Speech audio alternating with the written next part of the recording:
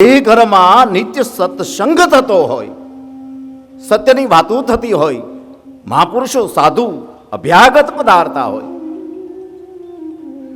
એ બાળકોના સંસ્કારમાં કંઈક જુદી તારણ હોય. તમે જુઓ,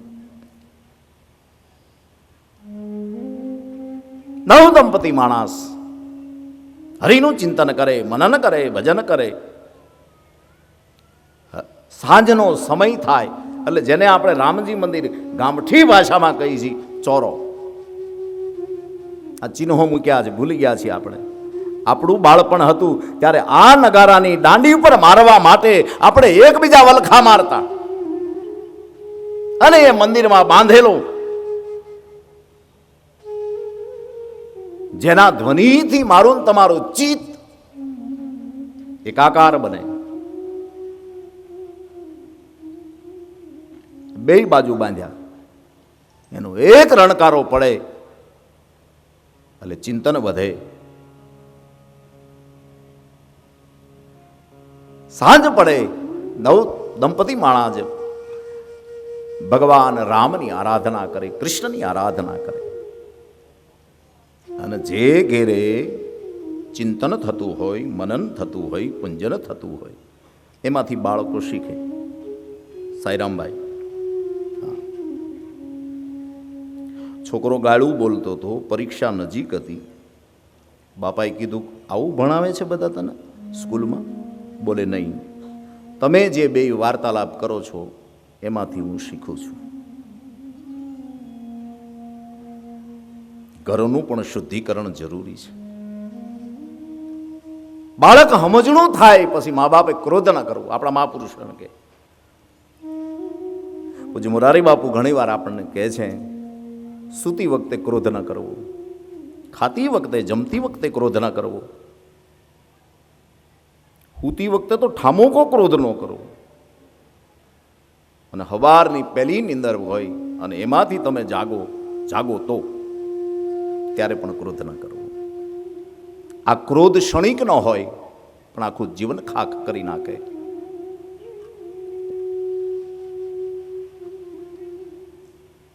આવા ઘરે આવા મહાપુરુષોના જન્મ થાય. બે પુત્રના જન્મ થયા છે. મોટા રામભાઈ, નાનાનું નામ ધનો. એક દિવસની ઘટના. જો આપણે ત્યાં ક્રમ હતા, આપણે ગામડામાં જ્યારે રહેતા ત્યારે કોઈ વડીલો એમ કહેતા, ગાલો રામજી મંદિરે છોકરાઓ ઝાલરનું ટાણું થયું છે. વડીલોની આંગળી પકડી પકડી ચોરાના પગથિયા ન ચડાય, આમ 4 પગે થતા આપણે પગથિયા ચડતા. એ સમરણો, એ ચિંતનો, એ મનનો આપણા ભૂસાઈ ગયા. પણ એક દિવસની ઘટના છે. બાપાને બારગામ જવું છે. નાનો ધનો એને કીધું, જો રોજ આપણે ઠાકરને પંચામૃત ધરીએ છીએ, તુલસીનું પત્ર મૂકી ભોગ ધરીએ છીએ, આજે વારો તારો છે ને જમાડવાનો. બપોર થયું, સવારનું પંચામૃત લઈ બપોરનો થાળ ધર્યો છે. થાળમાં આપ બધા સમજી શકો ગામડામાં આપણે શું હોય, રોટલો, કહાની થાળીમાં બાપુ.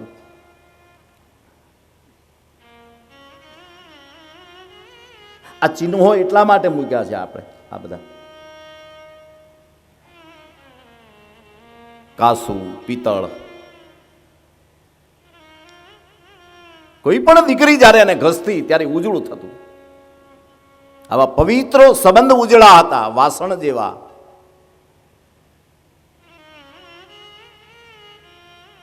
સ્ટીલ આવ્યું, લાવો ત્યારે કેટલું રૂપાળું હોય. તમે જો આપણે દુકાનેથી ખરીદી કરીએ ત્યારે 5 દિવસ જાય એટલે લાઈટ જાય.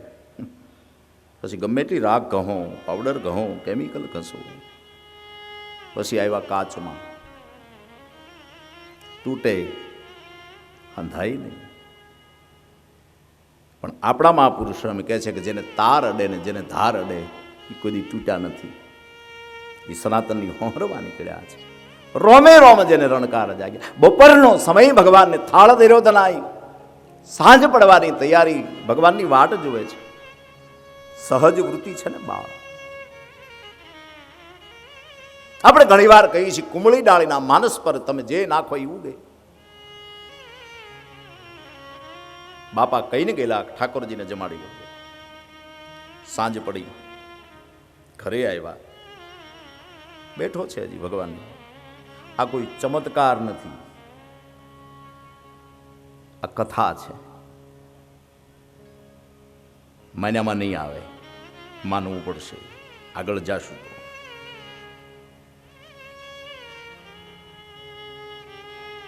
હાંજ પડી, પિતાજી ઘરે આવ્યા. કીધું ધના, ભગવાનને તો ખાલી આપણે એમ ધરવાનું હોય, હાલ તું ચોરે. હું ન ઉભો થાવ જ્યાં સુધી આ ખાય નહીં, ત્યાં સુધી ઉભો ન થાવ. આપણે રોજ આપણે પોતાની ઓફિસે જતા હોય, આપણા સંતાનો હારે, કોઈ દી સંતાનને કોઈ ન ભાળે તો બીજા પૂછે કે તમારા બચ્ચાઓ ક્યાં, છોકરાઓ ક્યાં. માજ હરિબાપા એકલા ગયા છે, કોઈ પૂછે છે કે ધનો ક્યાં, કેમ આજ હારે નહીં? જવાબ ન મળ્યો. ઘરે આવ્યા, બધાય વાળું પાણી કર્યા છે, ધનો બેઠો છે. એક પ્રહર વીત્યો, બીજો પ્રહર વીત્યો, વૃત્તિઓ લાગી છે.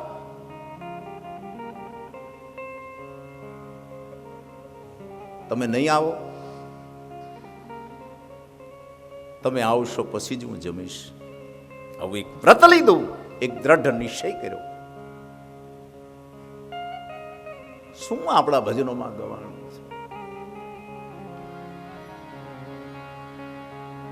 સવાર પડવાની તૈયારી, થાળી રમ પડ્યો છે.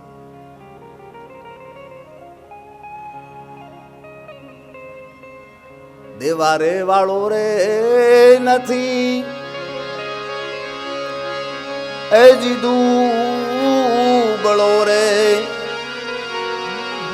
ભગવાન નથી રે ભિખારી.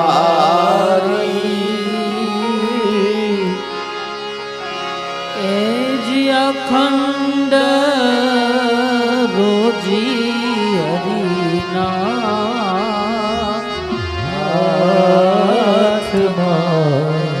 જેને ભૂખ લાગી હોય એને ખબર હોય.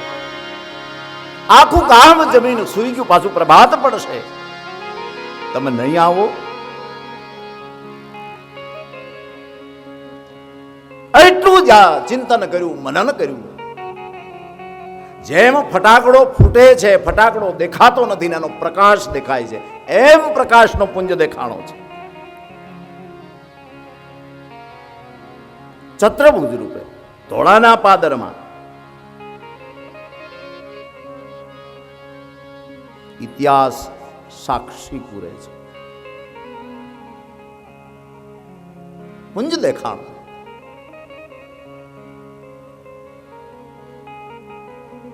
એક હાથ લંબાણો. તમને એમ થાય હાથ લંબાતો હશે? હા. ભાવનગર નરેશ જ્યારે સાંઢીડા આવ્યા અને ધોળામાં ખબર પડી કે આપણો ગામ ધણી આવે છે, બાપા જાવું છે. આમ તો ઈ મળવા આવતા હતા, ત્યારે મેં કીધું કે આપણો રાજા છે, આપણે એની રૈયત છીએ. હામાં ગયા છે. હાથીની અંબાડી પર મહારાજા બેઠા છે. ધના બાપાએ વારણા લીધા છે, લાંબા હાથ કરી. મહિનામાં આવે છે. હવે ધનાવો બાપો જો વારણા લેતો હોય એટલે ઊભો ઊભો તો મૂર્તિમાંથી હાથ આવીને રોટલો ન ખાઈ શકે. રોટલાનું બટકું જ્યારે આમ ત્રિભુવને ભાંગ્યું, એક બટકું, બીજું, પૂજનો તેજ આમ ધીરે ધીરે ધીરે ધીરે ધીરે ધીરે ત્યાં તો બધા એકત્રિત થવા લાગ્યા. શું બન્યું, શું બન્યું? મૂર્તિના હોઠ ઉપર રોટલાનો ગોર અને તાહળીમાં જે છાશ હતી એ માખણની ઝીણી ઝીણી તર જામેલી જોઈ. બાપાને વિશ્વાસ આવ્યો કે આ કોઈ સાધારણ નથી. હરિચિંતનમાં મન લાગ્યા કરે છે. ભજનમાં એમ લાગે કે બસ ભજન સિવાય બીજું કાંઈ હવે ભૂખ બીજી ભાંગે એમ નથી.